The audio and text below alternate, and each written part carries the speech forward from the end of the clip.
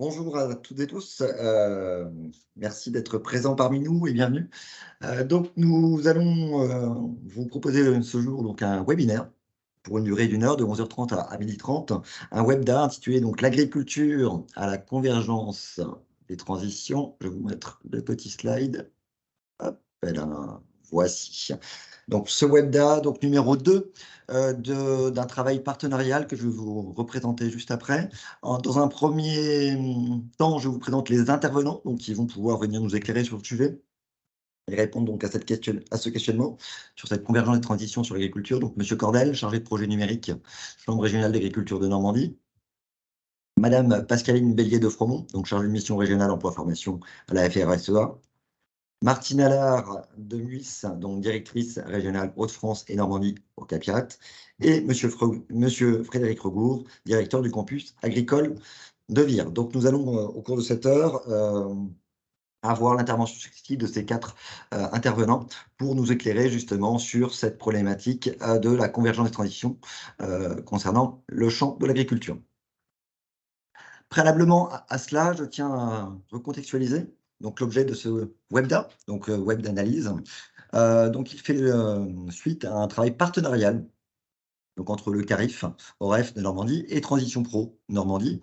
Donc en l'occurrence, je travaille à Transition Pro Normandie, effectivement, je ne me suis pas présenté. Donc ce travail partenarial, il se déroule en trois temps.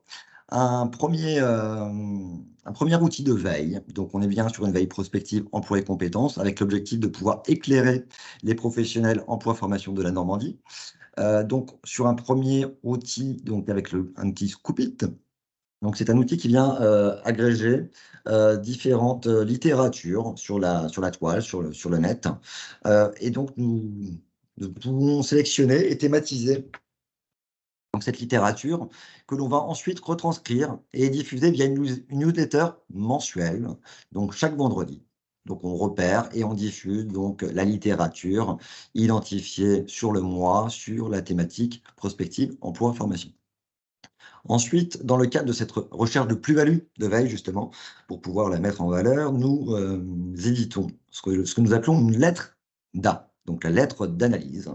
L'objectif de cette lettre d'A, c'est de pouvoir synthétiser sur un champ défini la littérature identifiée et pouvoir problématiser donc la thématique retenue. Donc nous en sommes à notre 2e numéro, à savoir le premier concerné l'automobile et le 2e l'agriculture. Donc vous retrouverez notamment dans la conversation le lien de cette lettre d'A, donc qui a été diffusée récemment, donc sur le champ de l'agriculture.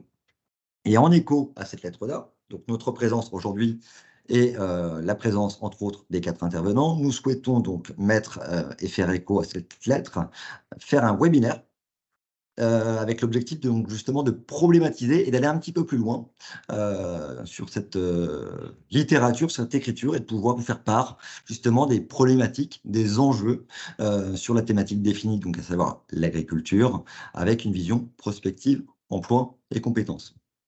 Donc l'ensemble de ce travail, hein, comme je le signalais, est réalisé en lien avec le CARIF OREF de Normandie, donc avec l'appui de Guillaume Folléa, Valérie Leroy et Louange Loussamba, donc du CARIF, et moi-même pour Transition Pro. Voilà, donc je vais laisser la parole aux intervenants. J'arrête le partage. Voici. Également, chose importante, vous avez la possibilité de prendre la parole via le chat, poser vos questions. Donc on pourra relayer les questions soit suite à l'intervention de chaque intervenant ou également on pourra aussi s'accorder un temps d'échange à la fin de ce webinaire, donc qui prendra fin à 12h30. Donc, je vais laisser la parole à Monsieur Cordel. Monsieur Cordel, je vous invite à vous présenter et puis vous allez nous aborder notamment le grand questionnement justement sur les transitions numériques propres au secteur agricole. Et je tiens bien également aussi à cerner l'agriculture dans sa vocation production. On est bien sur le champ de la production agricole, nous concernant sur ce sujet. Donc, Monsieur Cordel, je me permets, je vous laisse la parole. Merci à vous. Très bien, merci beaucoup. Donc effectivement, je me présente, donc Pierre Cordel, donc chargé de projet numérique au sein de la Chambre régionale d'agriculture de Normandie. Je suis moi-même basé personnellement à Saint-Lô dans la Manche, mais je couvre l'ensemble du territoire normand et également même l'Europe et le territoire national pour des projets plus globaux. Mon rôle au sein de la Chambre d'agriculture est donc l'accompagnement à la transition numérique du monde agricole, donc que ce soit auprès des agriculteurs, mais également auprès de mes collègues conseillers des chambres d'agriculture et également conseillers agricoles au sens large de tout organisme qui peut être en lien avec ces sujets-là. Donc du coup, les transformations numériques dans le monde agricole aujourd'hui sont multiples. Alors ça fait déjà plusieurs années qu'on est dans cette transition numérique du monde agricole. On peut le voir au quotidien des agriculteurs, mais on se rend compte aujourd'hui et depuis quelques années déjà que malgré que cette transition ait déjà démarré, on a encore des usages du numérique qui sont certes acquis par par une bonne majorité des agriculteurs, mais on a encore une bonne part aussi des agriculteurs qui sont loin de ce numérique, qui ont encore besoin d'accompagnement voilà, sur ces sujets-là. Donc l'enjeu est assez fort sur ces sujets, des transformations, de la transition numérique, chez les agriculteurs. Parce qu'il va permettre aussi, au monde agricole d'évoluer, de faire une évolution majeure du monde agricole, comme on a pu avoir avec la mécanisation, ce genre de choses. Aujourd'hui, le numérique, voilà, peut toucher alors quand on parle de numérique, j'aurais pu commencer par là. Effectivement, on entend, le numérique, ça peut aller, du robot, à un outil, d'aide à la décision, à un outil de gestion de l'exploitation, à son application bancaire en ligne, c'est du numérique. Donc voilà, quand on parle de numérique, que ce soit dans le monde agricole ou en règle générale, ça ratisse assez large, hein. Les outils et services numériques sont quelque chose qui ratisse assez large. Voilà, ensuite, je pourrais vous parler effectivement, bah, sur ces outils numériques, les accompagnements mis en œuvre, pour, justement faire monter en compétences les acteurs. Donc comme je disais, dans les acteurs, on entend bien effectivement les agriculteurs qui sont notre cible principale, mais également, on n'oublie pas, bah, les conseillers qui, mine de rien, eux aussi parfois sont un petit peu, éloignés de ce monde numérique. Alors c'est pas forcément toujours une question de génération, hein, faut pas non plus faire des généralités. On a parfois souvent des jeunes qui sont aussi assez éloignés de ce monde numérique et donc au niveau des chambres d'agriculture, on travaille de plus en plus, sur l'accompagnement et la montée en compétences des agriculteurs et des conseillers. Que ce soit, bah, par la création de formations, les chambres d'agriculture sont des centres de formation pour les agriculteurs et donc on met en place des formations, alors ensuite, voilà, faut arriver ensuite à les vendre ces formations et à faire participer les agriculteurs, là où c'est un peu plus compliqué. Mais en tout cas, on essaye et on fait en sorte, voilà, d'acculturer, ce monde agricole au numérique, à tout ce que ça peut leur apporter. Voilà, arriver à bien rattacher aussi le numérique au terrain, à des problématiques et à des besoins terrain des agriculteurs. Donc là aussi, on co-crée ces formations avec des agriculteurs qui nous font remonter des besoins et suite à ces besoins, nous, on crée des formations pour répondre directement aux besoins des agriculteurs. On travaille aussi beaucoup sur l'accompagnement des startups agricoles, des entreprises et des startups qui développent des solutions pour ces agriculteurs.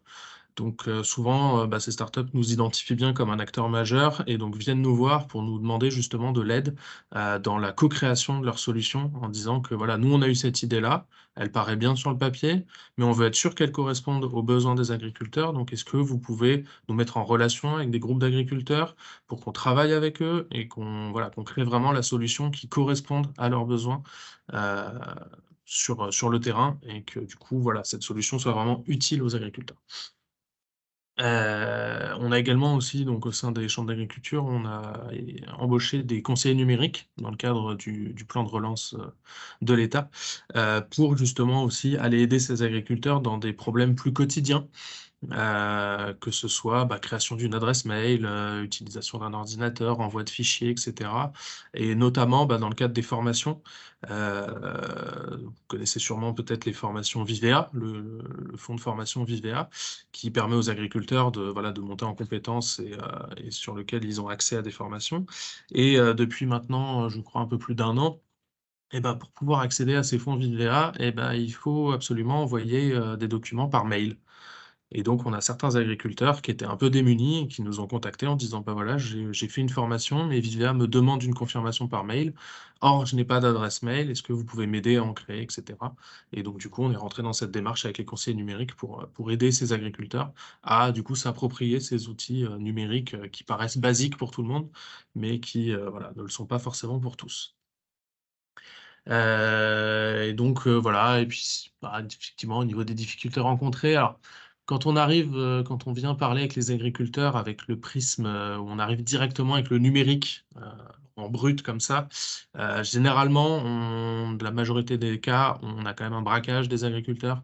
Ils voient le numérique comme quelque chose de, parfois, alors, soit sous l'aspect, bah, c'est le numérique, ça récolte des données, ça va me fliquer, on va pouvoir savoir des choses sur moi, etc. Donc là, effectivement, il y a aussi un manque d'acculturation sur les droits des données, sur la gestion des données, etc. On peut aussi retrouver un blocage plus simple du style, bon, le numérique, ça ne me concerne pas, j'en ai pas besoin, j'ai très bien réussi jusqu'à aujourd'hui sans numérique, donc ça ne m'apportera rien. Et donc, bah, pour pallier à ces difficultés, on essaye justement maintenant d'aller un peu plus dans un autre sens, comme je disais, bah, en fait, d'aller interroger les agriculteurs, dans des groupes ou etc., sur leurs besoins, quels qu'ils soient. Pas forcément, voilà, le numérique, on oublie ce terme. Quels sont vos besoins? Quelles sont vos problématiques au quotidien? Voilà, vos day-to-day challenges, comme on dit en anglais et dans les projets européens. Et donc, par rapport à ces problématiques, quelles qu'elles soient, et ben nous, derrière, on va avec notre compétence et notre petite expertise numérique, bah, se dire, bah voilà, pour répondre à cette problématique, on peut avoir une réponse numérique. C'est pas toujours le cas, hein, toutes les problématiques ne peuvent pas être résolues par le biais du numérique. Ce n'est pas la réponse à tout. Mais voilà, et du coup, d'arriver par ce biais-là, on se dit que c'est une façon plus simple et que les agriculteurs, bah, du coup, vont peut-être être plus motivés pour tester, pour essayer d'utiliser ces outils-là et pour se les approprier aussi, du coup, si ça vient d'eux, ça sera plus facile pour eux de se les approprier. Et enfin, effectivement, une difficulté majeure aujourd'hui, c'est la multiplication des outils numériques. Comme je le disais, quand on parle d'outils et de services numériques, on a une palette, que ce soit rien que des applications sur un smartphone, on le voit au quotidien, on peut en avoir 20, 30 facilement. Et bah, dans le cadre professionnel, ça peut être la même chose. Et aujourd'hui, on arrive à une certaine saturation même des agriculteurs qui sont plutôt pionniers et utilisateurs du numérique, une certaine saturation en disant: «Bah non, cette solution me plairait bien, mais je ne peux pas l'utiliser parce qu'aujourd'hui, j'ai déjà tous les matins, je dois ouvrir, 15-20 applications, sites différents pour, récupérer des données, pour m'aider à gérer mon exploitation». Et donc, on travaille aussi sur ces sujets-là pour essayer justement de créer des plateformes qui permettent d'agglomérer l'ensemble des données des différents services et outils pour justement faciliter la vie de l'agriculteur dans sa gestion de ces outils, de ces services et aussi potentiellement bah, derrière aussi de ces données, de ces accès. L'idée, c'est aussi de faciliter l'accès, c'est-à-dire on retient plus qu'un identifiant, un mot de passe et on se connecte à une plateforme et ensuite elle nous redispatche et on n'a pas à retaper ces identifiants, ces mots de passe systématiquement. Ça aussi, mine de rien, c'est des contraintes. Et donc voilà, donc on a notamment au sein des chambres d'agriculture un outil qui s'appelle Mes Parcelles qui commence à proposer ce système-là sous le format un petit peu d'une marketplace. Donc en fait, un petit peu comme un Play Store Google, on va dire, mais version agricole, où en fait, en se connectant à Mes Parcelles, et ben, on a accès à plein d'applications qui sont reliées, qui ont des partenariats avec Mes Parcelles, et sur lesquelles les agriculteurs peuvent alors, ensuite repayer des abonnements. Hein, ça, le fonctionnement et le business model de chaque application reste le même. Mais en tout cas, pour l'instant, des premiers essais qu'on a pu faire au niveau des agriculteurs, c'est plutôt positif. Donc voilà, je pense avoir fait à peu près le tour. Donc vous, au sein de la chambre d'agriculture, l'objectif, c'est de pouvoir justement, faciliter cette appropriation des outils numériques, auprès des actifs du secteur. C'est ça, tout à C'est l'enjeu fait. de Et on a pris, nous, en tout cas en Normandie, plutôt le pli d'essayer de niveler un petit peu le niveau de compétences dans le numérique. C'est-à-dire que les agriculteurs qui sont pionniers et qui se débrouillent très bien tout seuls, Eh ben, pour l'instant, alors s'ils ont besoin d'aide, on les accompagnera avec problème, mais on ne met pas nos forces sur ce public-là. Et on va plutôt aller chercher les agriculteurs qui sont très éloignés, qui sont dans l'électronisme ou Ouais. voilà, qui subissent la fracture numérique vraiment de plein fouet, pour vraiment eux les faire monter en compétences, déjà des compétences de base, utiliser un ordinateur, envoyer un mail, comme je le disais précédemment, pour qu'ensuite on puisse mettre en place d'autres systèmes et qu'on puisse vraiment toucher tout le monde, quoi. Parce qu'aujourd'hui, D'accord, si très on bien. met des choses en place trop compliquées, eh ben, ces personnes-là qui sont déjà en retard, eh ben, on va créer encore plus de retard et c'est pas ce qu'on souhaite. D'accord, oui, il est nécessaire d'embarquer l'ensemble des actifs du secteur Voilà, pour s'adapter aux nouvelles compétences et à la numérisation de l'activité. tout à fait. Eh bien, merci à vous. Ensuite, nous allons passer donc à laisser la parole à madame Pascaline Bellier de Fromont, donc de la FRSEA.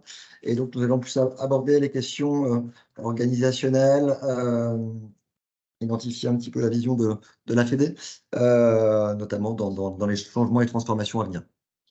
Pascaline, je vous laisse. Ah, Ah, Très excusez-moi, bien. Guillaume. Pascal, oui, il y a une question, pardon, Oui. comment est-ce que vous repérez les agriculteurs en demande de formation? Alors, les agriculteurs en demande de formation, on a plusieurs systèmes. Alors déjà, généralement, c'est les agriculteurs qui viennent directement prendre contact avec leur chambre d'agriculture. Ils ont plutôt assez bien répertorié là-dessus. On est bien identifié, donc les agriculteurs demandent les formations qui existent à leurs conseillers ou directement aux accueils des différentes antennes des chambres d'agriculture. Pour le numérique, vu qu'on part de très loin, là, c'est nous qui allons vers les agriculteurs. Et donc, pour ce faire, en fait, on s'appuie sur des groupes d'agriculteurs qui existent au sein des chambres d'agriculture, que ce soit des groupes GI2E, des groupes de développement agricole, qui sont voilà, des groupes qui ont été formés sur des sujets agricoles, techniques, que ce soit en laitier, en grande culture, voilà, dans différents domaines. Des agriculteurs qui se sont regroupés sur ce sujet-là, qui est généralement des sujets quand même aussi assez innovants, des nouvelles pratiques, comment mieux utiliser sa prairie, mieux gérer son herbe, etc. Et donc, on va aller à la rencontre de ces groupes-là et, comme je disais, bah voilà, leur faire exprimer des besoins, des problématiques. Et suite à ça, essayer de créer des formations qui correspondent à leurs besoins. Et donc, on se rend compte généralement que, voilà, comme je disais, en fait, les besoins sont quand même encore aujourd'hui assez peut-être basiques par rapport à ce qu'on pourrait penser, c'est-à-dire comment bien utiliser Excel, comment bien gérer l'organisation de ses dossiers sur son ordinateur. Voilà, on est sur des problématiques qui sont pas forcément. Alors, on a quelques groupes qui vont être plus sur du comment créer mon propre système GPS pour mon tracteur. Donc là, on est déjà sur un niveau beaucoup plus élevé, mais c'est pour l'instant un seul groupe qui m'a exprimé ce besoin-là. Mais la majorité des groupes, on est quand même sur des usages numériques, voilà, gestion de ses fichiers, organisation de son travail, etc. pour bah, gagner du temps finalement. Voilà, mieux on est organisé, plus on gagne de temps. Et le numérique est à la base quand même là, normalement, pour plutôt faire gagner du temps qu'en perdre. Objectif louable. Voilà, j'espère que ça répond à la question.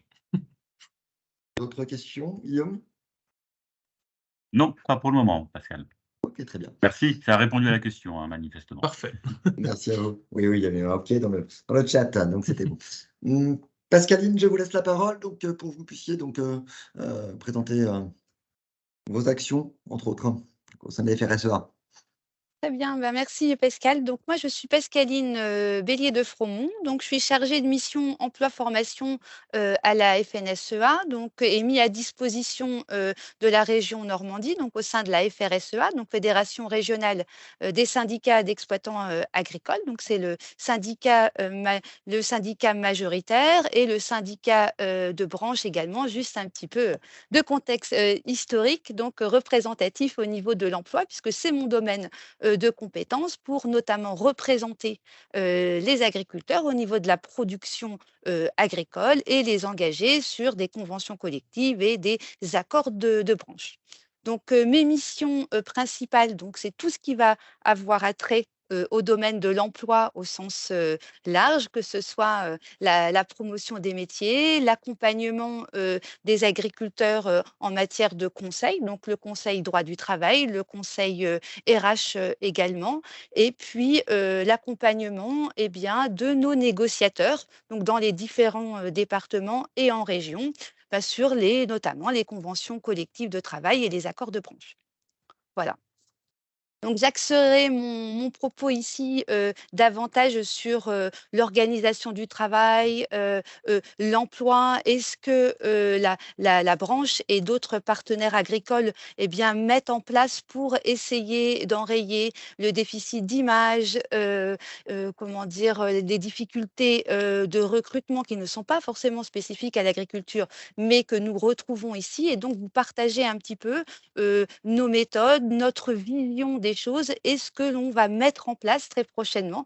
Donc, je vais vous le dévoiler, mais pas tout d'un coup là. Donc, pour essayer de tendre, eh bien, à faciliter la vie de nos agriculteurs, essayer d'offrir de bonnes conditions de travail et derrière faire monter en compétences. Donc, voilà, tout ça maintenant, je vais vous l'ordonner. Donc, quelques petits propos, parce que c'est des choses que l'on met en avant pour essayer d'enrayer peut-être ce déficit d'image que l'on peut avoir vis-à-vis de publics qui ne seraient pas issus du monde agricole. Donc, il faut essayer d'attirer de nouvelles générations. Hein. Vous savez qu'on a de moins en moins de publics agricoles dans nos formations agricoles, et donc il faut attirer un public plus varié. La profession défend défend des valeurs qui sont partagées par nos agriculteurs et que l'on met en avant. Hein. Donc ça, vous le savez, hein, une agriculture principalement nourricière avec des métiers porteurs de sens. Si je viens en agriculture, je viens en formation, derrière je pense travailler en agriculture, eh bien, j'ai une mission, hein, presque c'est pas une mission de service public, mais derrière, je participe à l'autonomie alimentaire. Donc, c'est ça, je nourris la planète pour derrière, que ce soit ou nos agriculteurs ou les salariés qui y travaillent. Les valeurs, c'est véritablement de beaux produits, la qualité des produits, qu'on soit bio, pas bio, c'est avant tout nos animaux, la fierté de nos produits derrière, et de pouvoir donner des métiers porteurs de sens à ces nouvelles générations qui viennent dans nos emplois. Donc voilà sur ce modèle, puisque quand on dit qualité, quand on dit, fierté de nos produits ou bien-être de nos animaux dans nos fermes de polyculture élevage en Normandie, mais également sur le territoire, on est sur des petites exploitations, même si elles s'agrandissent aux exploitations et qu'on est maintenant voilà donc mais on est sur des modèles avec 70 vaches, 120 vaches, laitières par exemple, avec un ou 2 salariés. On est quand même sur des petits modèles, même quand on parle de grandes exploitations, on n'est pas sur 1000 vaches. Voilà, donc c'est pour ça qu'il y a une fierté et une qualité de produit. On peut être fier de ça sur notre territoire. Voilà, donc après, une fois qu'on a dit ça, métier porteur de sens, on essaye d'attirer, de convaincre, sur, notre belle filière. On est comme d'autres branches professionnelles, hein, parce qu'on s'aperçoit qu'il y a un désamour, des métiers manuels, et donc on a des difficultés, de recrutement, des difficultés, d'attractivité. Donc naturellement, et ça c'est la FRSEA, mais bien d'autres partenaires, engagés, hein, que ce soit au CAPIAT, qui est avec nous ici, la chambre d'agriculture, les centres de formation, eh bien, on œuvre pour enrayer ce déficit d'image et montrer la qualité de nos métiers et la diversité de nos filières. Donc, on doit travailler là-dessus, et ça, les partenaires, on y travaille et on essaye de faire le mieux possible pour donner la meilleure information. Donc ça, c'est une partie du travail.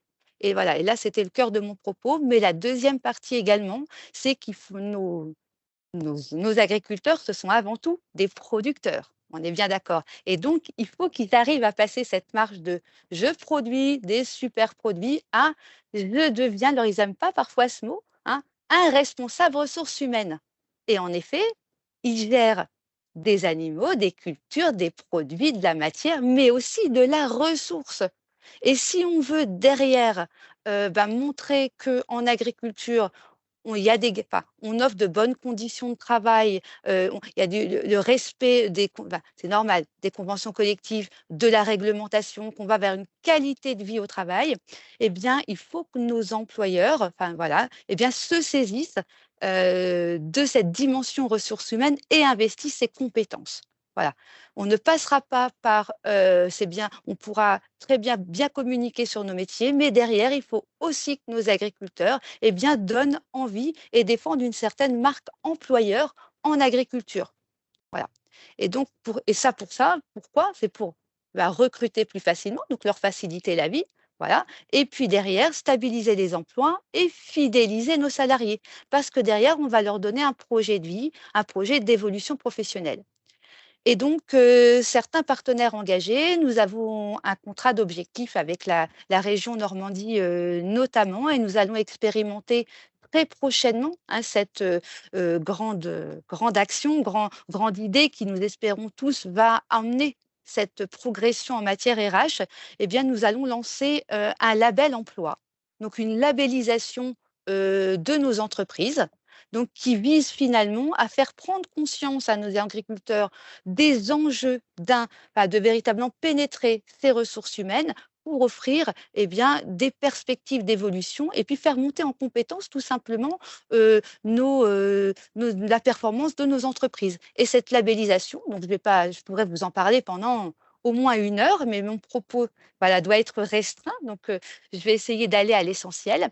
Eh bien, ça vise derrière il y a plusieurs niveaux de labellisation, des garanties et donc derrière avec, l'engagement pour les entreprises de respecter un certain nombre, d'obligations réglementaires, d'obligations conventionnelles, derrière. C'est l'assurance que la convention collective, les obligations de sécurité, les affichages se sont respectés, qu'il y a des entretiens, qu'il y a une communication, on va dire, dans l'entreprise, qu'on fait évoluer son management. Donc un certain nombre de garanties derrière avec une progression avec différents niveaux que les entreprises, à terme, on débute. Donc, pour l'instant, cette marque employeur, elle n'est pas connue, mais à terme, c'est que cette marque employeur, elle soit connue, que ce label emploi, il puisse être apposé sur les sites internet des entreprises, internet, extranet, sur leurs offres d'emploi, et bien pour eux montrer déjà des entreprises vertueuses en matière RH et derrière, quand ce label sera connu de tous les acteurs, pour les demandeurs d'emploi, pour les chercheurs d'emploi, pour nos futurs salariés, ça dit: «Ah tiens, ça c'est une entreprise labellisée, ça veut dire que je vais retrouver ça et ça dans l'entreprise, que mon entreprise est fière de mon travail et prend soin de moi». Voilà, donc c'est vraiment à double niveau, faire monter en compétences, faciliter les entreprises pour que derrière, elles puissent recruter plus facilement et pour les salariés, de se dire: «Oui, en effet, j'ai des perspectives d'évolution dans mon entreprise, on prend soin de moi et derrière, j'ai envie véritablement de m'investir». Voilà, donc ça, c'est cette enfin, voilà, c'est une grande action, c'est une nouveauté que l'on va déployer à partir du mois de juin 2023. Voilà. D'accord, et cette convention collective, elle est récente? Alors, sinon, en effet, donc là, moi, je parlais de labellisation, mais ce n'est pas ce n'est pas que la seule partie que nous traitons. En effet, en agriculture, c'est un secteur aussi, donc ça, c'est important de le dire parce que souvent les jeunes ou ceux qui sont hors du milieu agricole, on a l'impression aussi que l'agriculture, c'est un secteur à part, avec des règles à part, que la durée du travail, ça s'applique pas, qu'on peut faire 60 heures donc c'est bien de dire que même si on a un code rural, il y a c'est la juriste qui vous parle là, il y a un code du travail et que ce sont les mêmes règles qui s'appliquent. Donc 35 heures, des majorations pour heures supplémentaires, des majorations de dimanche et cetera. Tout ça, ça s'applique comme les autres. Voilà, et on a en effet une convention collective nationale assez récente puisque avant on avait on avait 120 conventions collectives, territoriales qui se promenaient dans tous les départements, de France et maintenant on a une convention collective nationale depuis 2020 et mise en application en 2021, donc avec, derrière, des instruments RH et notamment, une nouvelle classification des emplois avec, des critères classants et donc pour essayer d'avoir une véritable, enfin, comment dire? Organigramme, c'est peut-être un mot un petit peu compliqué dans nos entreprises agricoles, mais véritablement avoir une hiérarchie des postes, spécialiser, les postes et ne plus avoir un ouvrier agricole polyvalent, on va dire, qui fait toutes les tâches dans une entreprise agricole. Voilà. Donc bien sûr, ça va pas se faire en 6 mois, hein, cette progression, mais à terme, on voit qu'on va arriver d'ici à 10 ans, on va dire, derrière, on va avoir il y aura pas le choix de toute façon puisqu'on est concurrencé par les autres branches professionnelles. Donc il faut également que la profession s'organise et derrière, avoir des emplois plus spécialisés, mieux formatés derrière, ça va donner aussi envie de dire: «Bah, moi, je suis pas un salarié qui peut faire un petit peu de tout, voilà, mais j'ai véritablement des missions professionnelles» et derrière, après, il y a tout le panel de la formation et de la montée en compétences. Voilà. On peut dire que l'agriculture tend à se normaliser, l'activité agricole tend à se normaliser et à s'organiser pour être plus attractive Bah, et c'est attirer de nouvelles compétences, ouais. C'est ça et en effet, On a des ça fait grands un petit enjeux. bout de temps maintenant que je travaille au sein de la FRSEA et j'ai vu quand même toute cette progression. C'est sûr qu'on avait toujours un code du travail, on a toujours des conventions collectives, Mmh. ça change pas, mais on voit qu'il y a quand même une prise de conscience. On est la Voilà, la ressource humaine se raréfie, donc derrière, il faut que nous aussi, on se réinvente et qu'on soit attractif. Voilà et donc ceux qui voilà, qui enrayeront ces difficultés de recrutement, c'est ceux qui arriveront à se réinventer tant en termes allez, on peut dire attractivité au niveau du salaire ou de bonnes conditions de travail par une meilleure prise en compte, articulation vie professionnelle, vie privée. Hein, il y a plein de choses à faire. Et puis, les derniers petits propos parce que je voudrais pas mobiliser, voilà enfin, tout le temps imparti, mais, en agriculture également, hein, donc il y a les valeurs d'entraide sont importantes et de service et pour nos entreprises agricoles eh bien, il y a pas mal d'outils, hein, qui sont développés pour essayer de rendre le meilleur service en agriculture. Je parle par exemple des groupements d'employeurs, par exemple, ou, des services de remplacement où on est là, tout le monde ne peut pas embaucher un salarié à temps plein, mais on peut mutualiser le travail. On a des groupements d'employeurs et avec un petit bout partout, ben, ça fait un emploi. Les services de remplacement qui peuvent être là aussi pour un besoin ponctuel ou si les agriculteurs ont besoin de se faire remplacer, c'est des outils qui sont facilement accessibles. Donc on a une agriculture qui se réinvente, une agriculture normalisatrice, j'entendais comme les autres, mais aussi Oui. avec des services aux agriculteurs bien spécifiques. Voilà et on a une bourse de l'emploi également, donc on a vraiment plein d'outils particuliers pour accompagner nos entreprises au mieux. Très bien, merci. Guillaume, je te laisse la parole. Je crois qu'il y a quelques questions dans Oui, posées. nous avons quelques questions. Alors la première, c'est, quelle forme prendra cette labellisation? Est-ce que ce sera, une forme d'open badge ou autre? Alors donc, elle n'est pas lancée, hein, donc pour l'instant, c'est encore un peu Ça peut se faire. officieux, mais en effet, on n'aura pas de enfin, je pense pas que ce sera pour l'instant un open badge. Peut-être après, quand on en sera peut-être à 300 labellisations, on verra comment éventuellement le projet peut évoluer. Mais là, derrière, ce sera un label qui sera délivré par, la commission paritaire régionale de l'emploi. Ah donc cette commission paritaire de l'emploi, c'est une instance politique paritaire composée d'employeurs et de salariés en agriculture. Donc et tout le process, on aura des instances, donc des partenaires engagés. Donc la FRSEA est engagée sur cette labellisation, mais la chambre d'agriculture, également. Donc on a un collectif de partenaires, EDT Normandie, hein, par exemple, est avec nous et derrière ces structures eh bien, en fonction d'une checklist, on a un cahier des charges bien définis avec des éléments, des points de passage à vérifier, eh bien, on délivrera un label donc aux entreprises. Voilà. Merci. Et D'autres questions, je vais, peut-être pas toutes les prendre, mais, essayer de les regrouper. Donc, on nous dit que oui, on demande quelle durée pour le label? Est-ce qu'il est composé de niveaux? oui, il y a tout alors parce que voilà, il faut pas que ça se fige. Le but, c'était véritablement de pouvoir avoir une montée en compétences des agris. Je commence sur la marche 1, mais je peux aller jusqu'à la marche 3 et avec derrière des petits modules facilitateurs pour leur dire: «Bah, voilà, il me manque ça comme niveau, comment je fais?» Hop, c'est pas grave, on s'organise, un petit webinaire, une p voilà. Donc en effet, il y a toute une montée en compétences et 3 niveaux, avec des niveaux un petit peu plus réglementaires, conventionnels au départ et plus on va dans les niveaux, plus on est sur la qualité de vie, au travail et la dimension ressources humaines. On nous signale que les services de remplacement, puisque vous en avez parlé, ont beaucoup de difficultés à recruter. Oui. Et puis, il nous est demandé si le label emploi sera valable pour les entreprises de prestation de services agricoles qui proposent de la main-d'œuvre étrangère à bas coût. Ah, alors pour l'instant, nous, on est sur, la production agricole, donc nos entreprises. Voilà, on va labelliser donc c'est un choix des entreprises qui pourront dire: «Oui, je veux rentrer dans cette labellisation ou pas» et on ne va pas aller labelliser, des entreprises prestataires. On est véritablement dans les entreprises de la production agricole et les entreprises du territoire. Voilà et le D'accord. label, j'ai cru qu'il y avait une question sur la durée. Naturellement, on ne délivre pas un label pour 30 ans, d'accord? Mais il est prévu que ce label ait une durée de 3 ans maximum. Voilà. Merci. après, Et ben, enfin, une question enfin une question, en tout cas, oui, une question, un commentaire. On nous dit qu'il existait dans le passé des dispositifs de présentation des métiers de l'agriculture destinés à faire connaître l'emploi dans l'agriculture aux demandeurs d'emploi du type l'ADEMA. Est-ce qu'il est prévu de ah. renouveler ce genre d'action pour attirer de nouvelles vocations? Ah, Martine pourrait en parler, hein, sur ADEMA. Donc, en effet, c'était un dispositif, bien utile, et précieux, on va dire, cet ADEMA. Donc, est-ce que je te laisse Martine peut-être, sur cette question?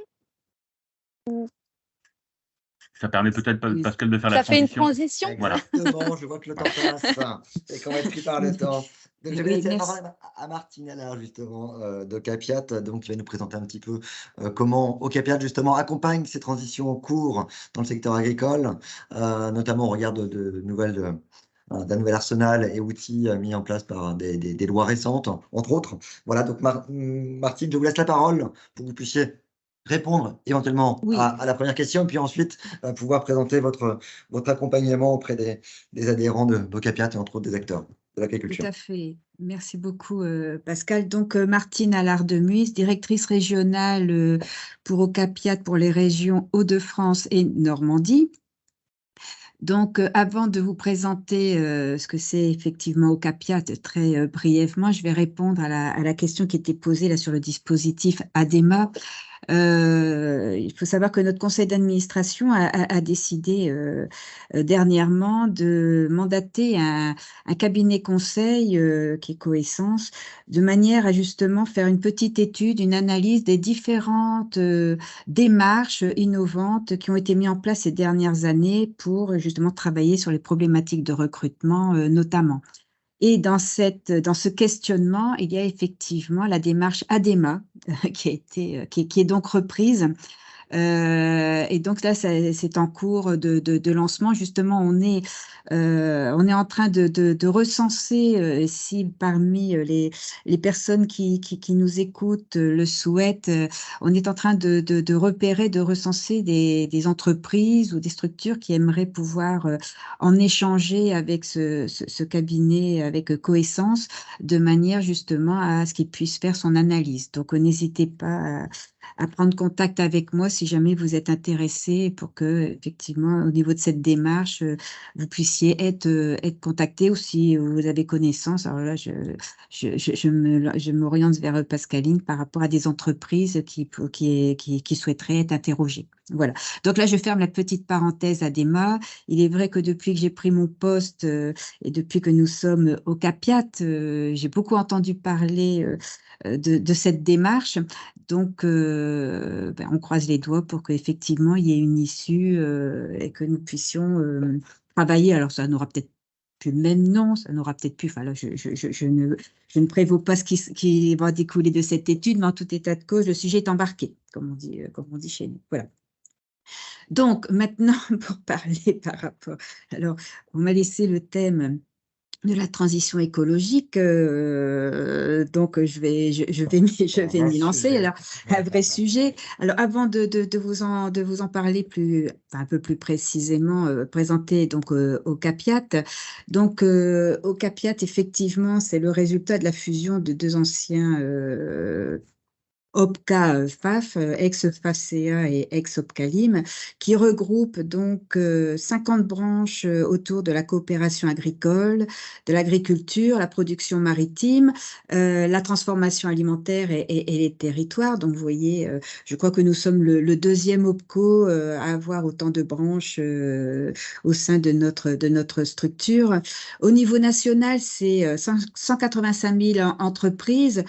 La Normandie en représente à peu près 10%, et si je prends dans ces 18 100 entreprises de Normandie, à 90%, ce sont des entreprises du monde agricole. Donc, c'est pour vous dire quand même le fort impact au niveau des territoires, et ça représente à peu près 36% des effectifs salariés régionaux par rapport à la filière agri-agro. Au total, au niveau national, c'est 1 280 000 salariés. Et en Normandie, on se situe à peu près à 97 500. Et si je zoome encore plus particulièrement sur le monde agricole, c'est un peu plus de 35 000, un peu plus de 35 000 salariés. Voilà.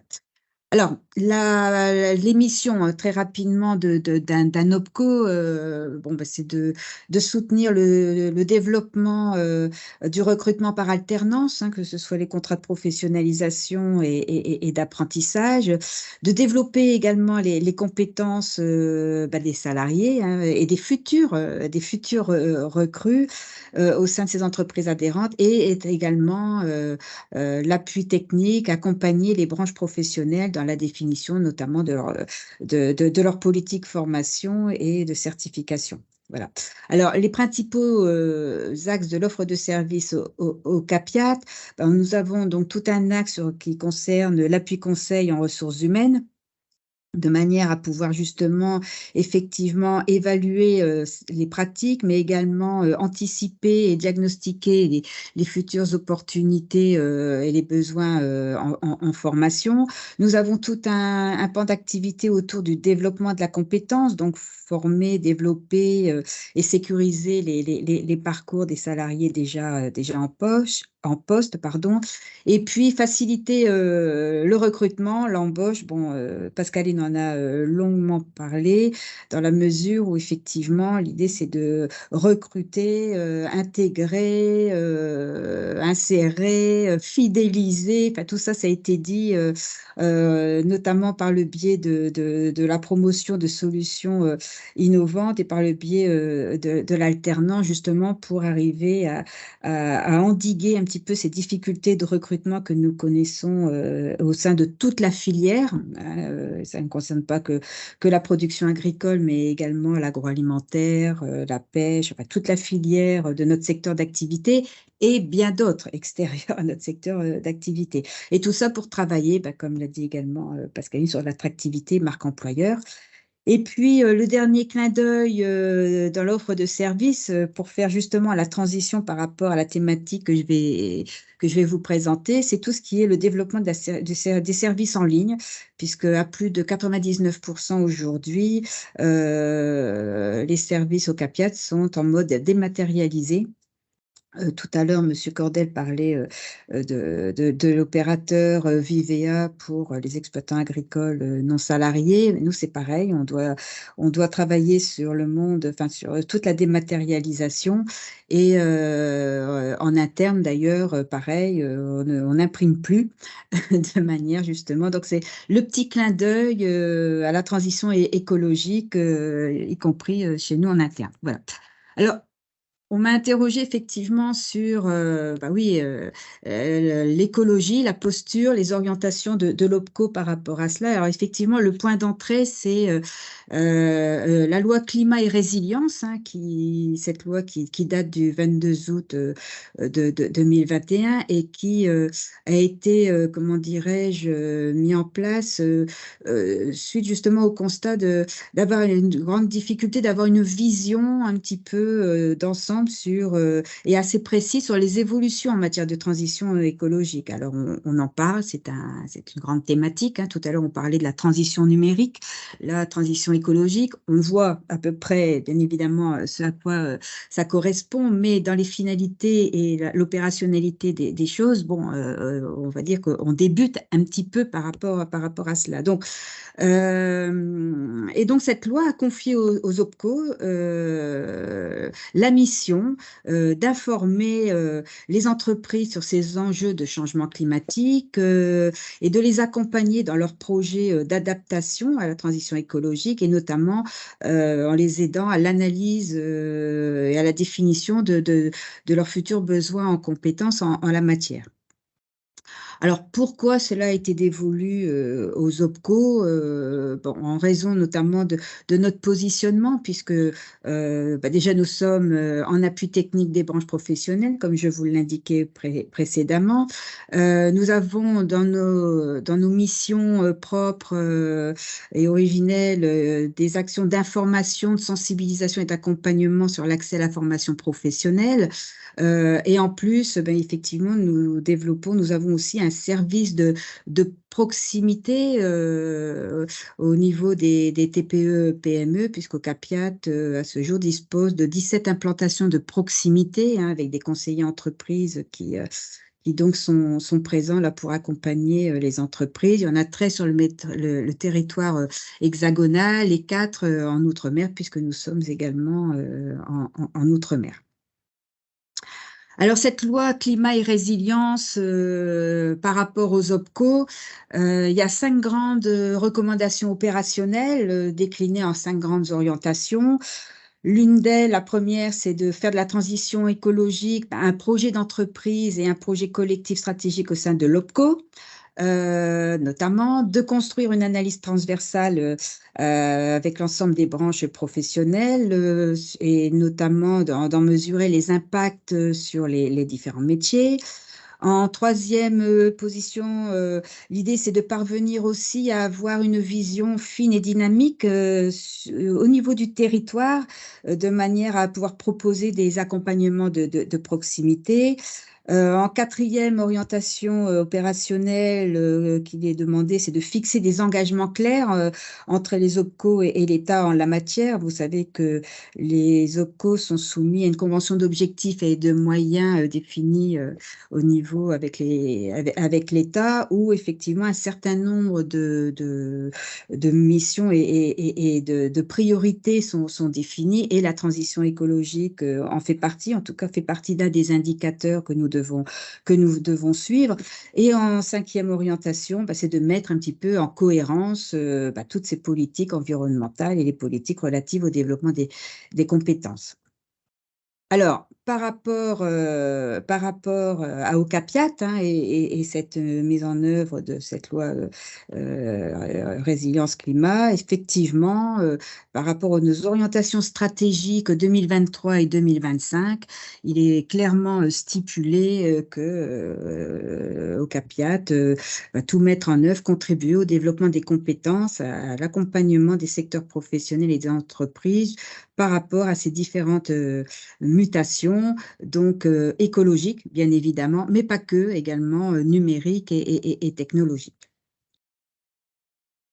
Alors, aujourd'hui, comment Ocapiat fait ce que fait déjà Ocapiat en la matière, hein, par rapport à cet aspect transition écologique? Bien évidemment, il y a eu la loi, mais on avait quand même, il y avait déjà des petites choses qui existaient, notamment en termes d'actions de formation que l'on pouvait proposer au niveau de notre offre régionale, qu'on appelle entre guillemets notre catalogue, puisque ce catalogue est également réalisé en lien avec nos différents partenaires, et notamment les branches professionnelles régionales. Donc, par exemple, en 2021, on avait 45 thématiques réparties sur 8 grands domaines de formation qui étaient proposés, ce qui représentait 110 offres de formation, donc 110 en présentiel, et on en avait 4 également en distanciel, puisque aujourd'hui, c'est vrai que c'est également une modalité pédagogique qui est proposée, de pouvoir faire les choses également en distanciel. Il y a eu aussi des vidéos qui ont été proposées que vous pouvez retrouver sur notre site ocapiat.fr qui précisent les points type information environnementale des consommateurs. Donc, par exemple, la présentation des 3 infractions créées par la loi climat et résilience et l'impact de cette loi en droit du travail. Ce que nous faisons également, et la proposition, donc l'idée, c'est que là, nous sommes en train, donc on a le catalogue 2023, donc justement pour avoir plus de lisibilité par rapport à l'offre de formation proposée auprès de nos entreprises, on va dire un sous-répertoire où ce sera plus facile pour les entreprises de se repérer et qui sera typé transition écologique, est en cours là d'être mis en ligne actuellement, c'est-à-dire par rapport à nos multitudes d'offres d'actions que nous avons aujourd'hui. L'idée, ça a été de rassembler dans un sous-domaine transition écologique, de manière à ce que, effectivement, si l'entreprise recherche une action en lien spécifique avec cette mutation, elle pourra avoir une plus grande lisibilité, et ça lui facilitera sa recherche.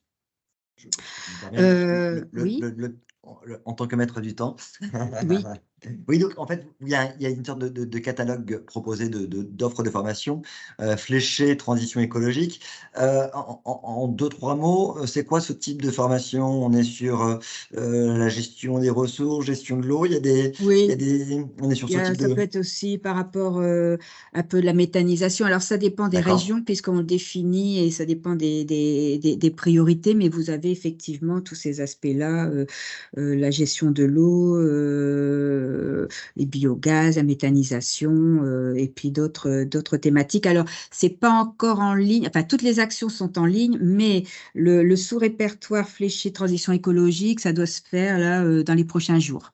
d'accord, donc on est sur une nouvelle offre, on va dire, de formation, pour accompagner justement les Voilà, l'offre, adhérents en elle 4x4. existait, mais elle était diffuse, si vous voulez, elle Oui, n'était pas forcément organisée dans une thématique bien particulière, puisque certaines thématiques sont un peu transversales à plusieurs secteurs d'activité. Vous voyez, donc c'est en cela où là, on a quand même essayé de regrouper un petit peu les choses. il y aura un vrai éclairage, justement sur cette question de la transition écologique, Tout à fait, pour avoir plus d'éligibilité. Et puis pour l'offre et la prise de 2024, conscience. et 2025, on est en train de la travailler actuellement pour pouvoir lancer nos appels d'offres là très, très prochainement. Un point particulier, un Zoom sera également fait et poursuivi sur cette mutation. Il y aura bien évidemment aussi les aspects mutation numérique, bien évidemment. Alors, je fais vite, comme quoi j'avais peur de ne pas pouvoir un autre projet que nous avons, réalisé et là, on n'est pas peu fiers sur, les Hauts-de-France et la Normandie puisque c'est suite à un appel à manifestation, d'intérêt lancé par l'ANACT sur ces 2 régions. Alors ça tombe bien comme je m'en occupe, voilà, donc nous y avons répondu et l'idée c'était, effectivement, la thématique de cet appel à projet était sur la transition écologique et transformation du travail. Ça, c'est sorti fin septembre, nous y avons répondu et la proposition, c'était de voir comment on pouvait utiliser la démarche responsabilité sociétale des entreprises en lien avec la transition écologique, de manière à répondre aux enjeux d'attractivité et de développement des compétences et de la performance de nos entreprises. Donc, l'idée, c'était de mieux appréhender la transition écologique et ses implications dans son entreprise, de mettre en place un projet RSE porteur de performance, d'optimiser des leviers d'attractivité tout en mobilisant et en fidélisant, bien évidemment, ses salariés. Le projet a été retenu et là, nous avons fait notre premier webinaire la semaine dernière sur les 2 régions. On a eu plus d'une 50aine d'inscrits et une bonne trentaine d'entreprises qui ont participé, parce qu'on a toujours entre les inscriptions et les participants. Mais donc, pour une première, on était plutôt très satisfaits sur le sujet. Et donc, pour que ce que nous allons continuer à développer autour de cette mutation, bah, bien évidemment, sur la base des recommandations opérationnelles de France Stratégie sur ce sujet, on va former, enfin, on est en train là de définir un plan de formation et d'accompagnement de nos équipes, hein, pour les professionnaliser encore plus sur cette thématique, poursuivre aussi le lancement de certaines études sur le sujet, sachant que sur notre site, vous en avez une qui a été réalisée par l'Observatoire de la production agricole, et notamment qui reprend ces enjeux et ces changements climatiques et les impacts notamment sur les compétences et les métiers. Et d'intégrer, ce que je disais tout à l'heure, cette thématique dans notre offre de services de façon encore plus importante. Voilà. Bah, sinon, Merci, je ne sais pas. Voilà. Merci merci beaucoup. à vous. Guillaume, y a-t-il des questions? Une question, si on revient à votre catalogue de l'offre de formation, il nous est demandé si les organismes de formation qui répondront à vos appels d'offres sont locaux ou nationaux. Prioritairement, parce que là, on va lancer une offre, enfin, tout est lancé au niveau national, mais bien évidemment, c'est local. Les organismes locaux peuvent y répondre, tout à fait, bien sûr. L'objectif, justement, c'est d'être le plus proche possible de nos entreprises de proximité. Donc, si on peut tout faire localement, mais parfois, on n'a pas forcément une offre adaptée. Mmh. Hein, là, dernièrement, j'entendais des entreprises sur la méthanisation dire que s'ils voulaient prendre des jeunes en alternance, a priori, il y a une école qui forme sur cette thématique, mais qui se retrouve en Lorraine. Bon, vous voyez, voilà, donc, par exemple. Et une Il va falloir remarque, commander sur des formations courtes au niveau du catalogue, on n'a pas cette problématique-là. a Merci. priori, il y a une remarque dans le chat, le local favorise le bilan carbone. Voilà, ben oui, c'est ça, Oui. merci, c'est ce que je voulais effectivement Ce à quoi doit indiquer, bien contribuer évidemment. Bien l'activité sûr, agricole, bien sûr. justement, à 2050, Tout avec à la fait, neutralité tout à carbone fait. estimée. Oui, Merci oui, à oui. vous, Martine. Je vais laisser la parole à Frédéric Rogour, donc directeur du campus agricole de Vire. Donc, avec l'objectif que vous puissiez nous expliquer les grandes transitions en cours et comment elles s'impactent, vous, dans votre appareil de formation, comment vous la retranscrivez justement sur les nouveaux entrants ou personnes en reconversion. Merci à vous et avec un temps, allez, 10 limité, minutes je me grand doute. Bonjour à maximum. tous. Merci. Bonjour à tous, vous m'entendez bien? Oui. Très bien. Oui, c'est bon. Oui, donc je me présente Frédéric Rogour, je suis le directeur du campus agricole de Vire, qui est un établissement public d'enseignement agricole, qui fait partie du réseau des établissements publics normands, qui comporte 9 EPL, donc des établissements publics locaux, disséminés un petit peu sur toute la Normandie, avec différents sites pour certains d'entre eux. Cette force de réseau nous permet de répondre aux besoins du territoire sur bon nombre de formations, de s'adapter aux besoins du territoire de la Normandie. Il n'y a pas que, c'est pas comme un bassin laitier, il y a bon nombre de formations qui vont de l'agroalimentaire au service en milieu rural, effectivement à la formation des futurs agriculteurs, à l'agroéquipement. Donc c'est assez large, assez varié. Et donc ces 9 centres proposent des formations qui vont de la 4e de l'enseignement agricole jusqu'à la licence professionnelle. Donc ça permet d'avoir vraiment un panel assez large. Et ces jeunes-là donc nous suivent pour les métiers, ce qu'on appelle nous les métiers de l'aventure du vivant. Hein, c'est un peu le slogan du ministère de l'Agriculture. On est un petit peu le bras armé de ce ministère pour l'application des politiques publiques. J'entendais parler effectivement de l'agroécologie. C'est notre gros sujet du moment, puisque le ministère de l'Agriculture qui met en place les référentiels de formation, met ça un petit peu dans chacun des référentiels de formation de toutes les formations que l'on a, en allant de l'agriculture, en passant par l'aménagement paysager, dans tout ce qui est environnement, on a des bacs pro GMNF, gestion des milieux naturels et de la faune, des BTS GPN, gestion et production de la nature. Donc toutes ces formations-là, elles englobent ce côté agroécologique voulu par le ministère. Et donc on applique des politiques publiques tout en répondant aux besoins du territoire. On est tous inclus dans des territoires avec des particularités locales. Donc, en ce qui concerne Vire, c'est le bocage virois. Donc, on est en relation avec l'antenne de la Chambre d'agriculture. On est en relation évidemment avec Ocapiat. J'entendais l'interlocutrice précédente, voilà, la présidente, parler d'Ocapiat. Nous, c'est un partenaire essentiel.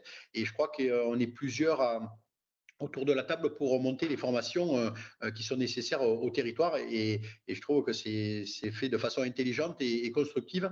Et on arrive ainsi à former un peu les agriculteurs de demain qui répondent à beaucoup de choses. Hein. Un agriculteur, on lui demande de produire pour qu'on puisse manger. On lui demande de protéger la nature. On lui demande d'entretenir le paysage. Donc voilà, il y a quand même beaucoup de choses qui tiennent sur ses épaules. Et en même temps, il faut qu'ils puissent en vivre. Et c'est vrai que le salariat agricole et les revenus agricoles, c'est quelque chose qui est important parce qu'effectivement, on a beaucoup d'entreprises en difficulté par moment. Et je crois qu'après, là, c'est des politiques publiques qui doivent venir en aide à ces agriculteurs parce que c'est quand même le bout de la chaîne alimentaire de nos métiers et ils doivent être soutenus dans la mise en place de leur exploitation. Donc voilà un petit peu par rapport à la structuration de notre réseau de l'enseignement agricole public de Normandie. Au niveau des grandes transformations en cours, effectivement, j'entendais parler tout à l'heure d'informatique, de numérique. Le numérique, il infuse toutes les strates de notre société. Tous les métiers sont impactés. Il y a des métiers qui ont disparu à cause du numérique. Il y en a d'autres qui sont apparus à cause du numérique. Voilà, c'est un fait, c'est comme ça. Il faut qu'on s'adapte.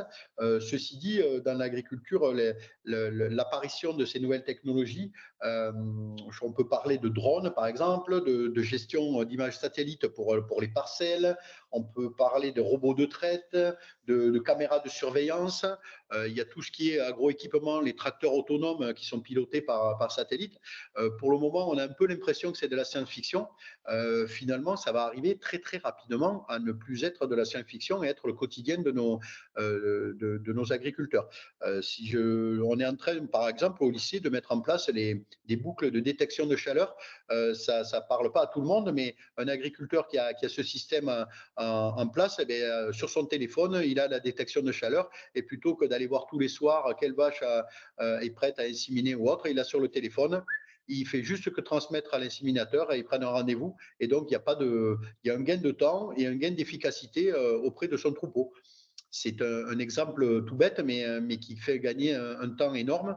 Et c'est vrai que dans le côté améliorer la vie des agriculteurs, la technologie, elle est vraiment là à leur service, autant au niveau décisionnel, puisqu'il peut y avoir tout un tas de données, de rendement, que de surveillance. Les caméras, on en parlait, ils restent à la maison et regardent sur le téléphone, notamment pour la période des vélages, de ne pas se déplacer à 3 heures du matin pour rien. Voilà, ils peuvent surveiller leur stabulation avec ça. Voilà, c'est vraiment des outils au service de l'agriculture et qui étaient très novateurs il n'y a encore pas si longtemps que ça et qui sont en train de passer dans l'utilisation classique. Un agriculteur, il investit maintenant autant dans ces systèmes-là que dans un tracteur ou d'un autre équipement par rapport aux cultures, par exemple. Donc, c'est vrai qu'on enseigne ça aussi au niveau des cursus de formation, nos bacs professionnels, nos BTS.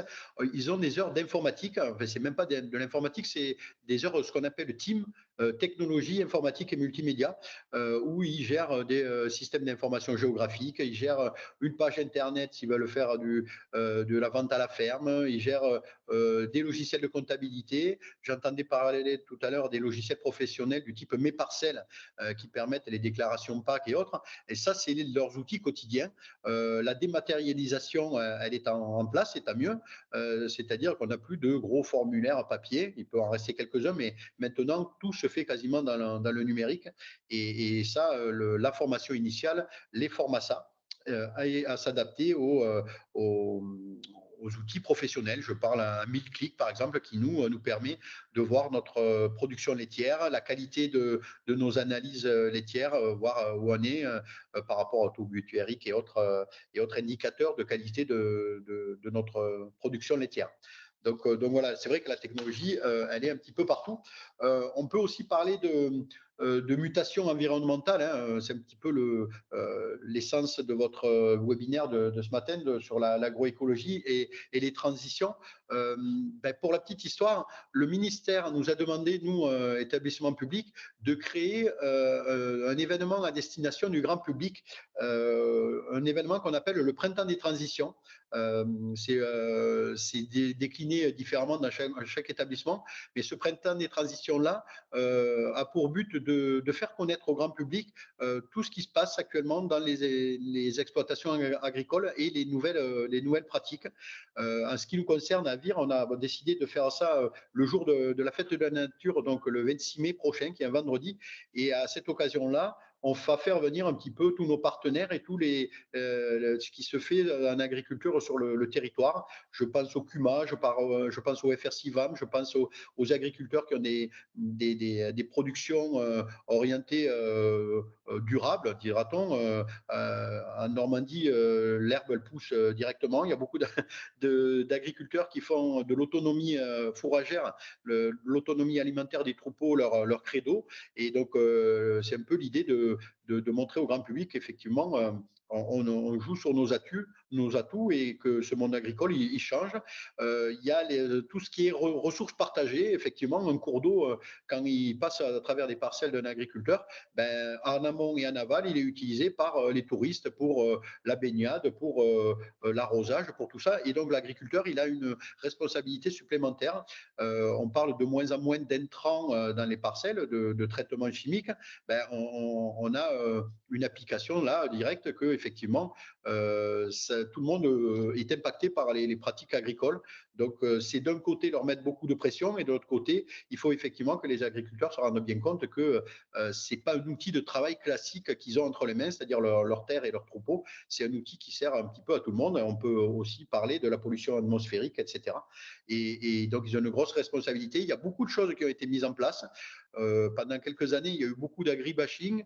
On s'est aperçu avec la crise sanitaire du Covid que finalement, sans les agriculteurs, on n'était pas grand-chose. Et donc, il y a eu un regain une prise de conscience en fait du grand public par rapport à ça. Et je crois que ces printemps des transitions-là, ils sont faits pour que le grand public vienne voir ce qui se fait et un respect vraiment énorme par rapport à la profession agricole parce que elle est à la base de notre société. Donc ça, il faut vraiment en prendre conscience. D'autre part, les agriculteurs aussi, dans tout ce qui est transition, ils vont avoir ils vont être des acteurs majeurs de la préservation de l'environnement par rapport à l'enfouissement du carbone. Vous avez vu le rapport du GIEC qui est sorti hier et qui fait la une de tous nos médias et à juste titre parce que une des solutions pour lutter contre le réchauffement climatique, c'est l'enfouissement du carbone. Et effectivement, le fait de planter des haies bocagères, par exemple, de planter des arbres, ben c'est une des solutions pour enfouir le carbone. Donc, il va peut-être y avoir d'autres missions dévolues aux agriculteurs. La PAC évolue sans arrêt. L'Europe peut les aider là-dessus sur, effectivement, avoir d'autres missions que celles vraiment de production agricole. De capter, justement, et de ne plus être émetteur, mais également capteur. Oui, complètement. Complètement. Alors, l'idée, c'est d'être neutre. Hein. On en est tous là. Si chacun balaye devant sa porte, on aura quelque chose de bien. Mais c'est vrai que les agriculteurs, avec les haies bocagères, nous, c'est quelque chose qu'on fait chaque année. On plante 100 ou 200 mètres linéaires de haies bocagères sur nos parcelles pour donner l'exemple et pour montrer aux futurs agriculteurs qu'effectivement, une haie, outre le fait que ça peut être un parasol, paravent, parapluie pour les parcelles avec les troupeaux, ça peut aussi être une source de revenus.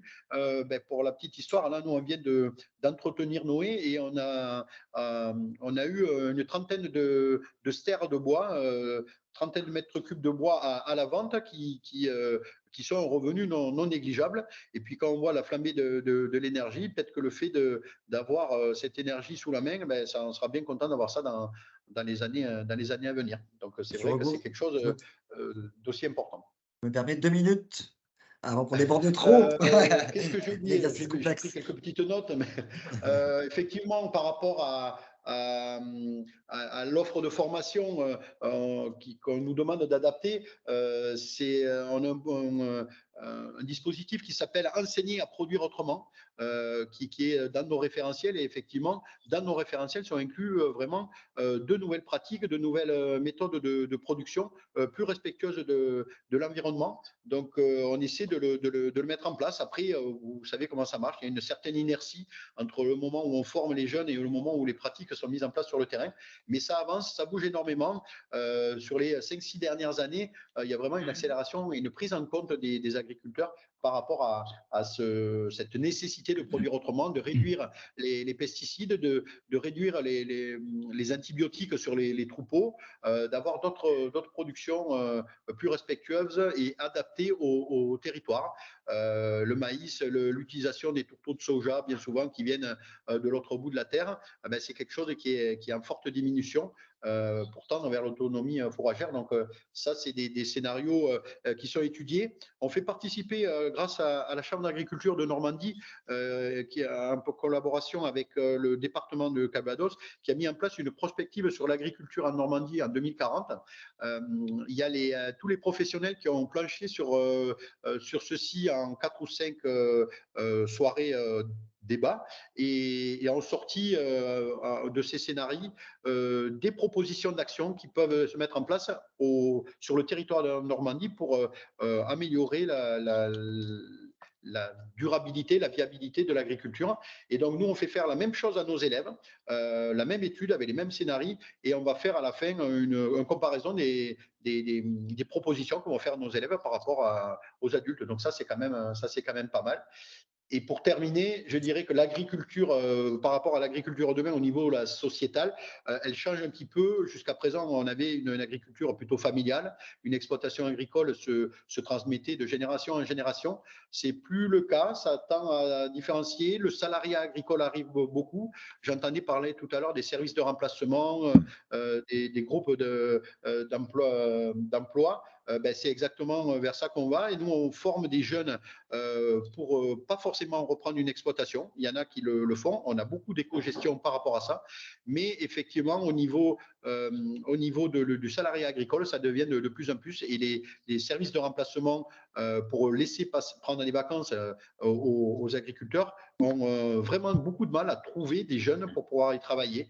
C'est pour ça qu'on a mis en collaboration aussi avec Ocapiat et le Pôle emploi au niveau du bassin une formation qui s'appelle la POEC et qui permet d'aller chercher dans des viviers non traditionnels de la nouvelle main-d'œuvre pour faire la traite, par exemple, puisqu'on a un gros manque sur le territoire en matière d'agents de traite. Et donc là, on a mis une formation en place pour quelqu'un qui n'avait jamais approché le monde agricole de près ni de loin. Et ça a marché. On a eu pour la première session 6 agents et on en a d'autres qui vont être inscrits à celle d'après. Et je trouve que c'est aussi une évolution du salariat et des futurs métiers en agriculture. Voilà, j'ai été un peu plus long, excusez-moi. Non, non, non, vous inquiétez pas, c'est moi qui maîtrise mal le temps. Merci à vous en tout cas. Je me permets, Guillaume, que tu puisses relayer les questions s'il y en a. Une question compte tenu de l'heure et Oui. nous avons mais c'est normal puisque d'abord nous avons démarré un petit peu en retard. Compte tenu de l'heure, une petite question pour Monsieur Regour. Est-ce que vous proposez en Normandie des formations sur des cultures du Sud pour adapter votre offre au changement climatique? Alors, c'est tout à fait actuellement, on n'a pas mis de formation en place par rapport à ça, mais pour au moins se faire poser la question à nos élèves, on est en train de réfléchir à planter de la vigne en Normandie, ce qui pour le moment paraît complètement un peu ubuesque, mais par rapport aux projections du GIEC, l'évolution du climat va monter vers le nord de 150 km à peu près. Et si on regarde qu'est-ce qui se passe à 150 km en dessous chez nous, c'est un peu les Pays de Loire, et il paraît qu'ils font du très bon vin. Donc pour sensibiliser un petit peu tous nos élèves à ça, on a déjà planté une rangée d'une dizaine de pieds de vignes, mais on voudrait vraiment faire une petite parcelle pour dire peut-être que demain, la production qui est complètement hors sol pour l'instant en Normandie, qui est la vigne, deviendra quelque chose de normal. Donc effectivement, c'est en cours. Merci. Puis on nous signale qu'il y a déjà un viticulteur dans le Calvados et un domaine qui s'appelle les Arpents du Soleil. Voilà. Les Arpents du Soleil qui font un très bon vin. Voilà, ils sont précurseurs. Merci. D'autres questions, Guillaume? Pas d'autres questions. Très bien. Eh bien, avec un quart d'heure de retard, on va vous remercier premièrement aux intervenants d'avoir participé à ce webinaire et puis aux participants de nous avoir écoutés, voilà, avoir interagi également. Et je vous invite également dans la conversation, il y a un questionnaire, il y a un lien qui a été mis sur 2-3 posts précédents pour que l'on puisse recueillir votre objet de ressenti, de satisfaction sur ce webinaire et éventuellement être ouvert à d'autres propositions et d'autres sujets. Merci à vous. Est-ce que ce webinaire sera en replay ou pas? Ce sera en replay, effectivement, vous avez bien, Parfait, bien de le dire. Et on pourra le diffuser On m'a largement. posé la question, c'est pour ça. Et pour le compléter, n'hésitez pas à lire la lettre d'A, justement, qui fait aussi écho à la littérature. Le sujet est large, voilà, très large. Les transitions sont nombreuses et l'agriculture est sujet à ces transitions et à la convergence de ces transitions. Voilà, ce sera le dernier mot pour finir. Bon appétit, à bientôt. Au revoir. Au revoir. Au revoir.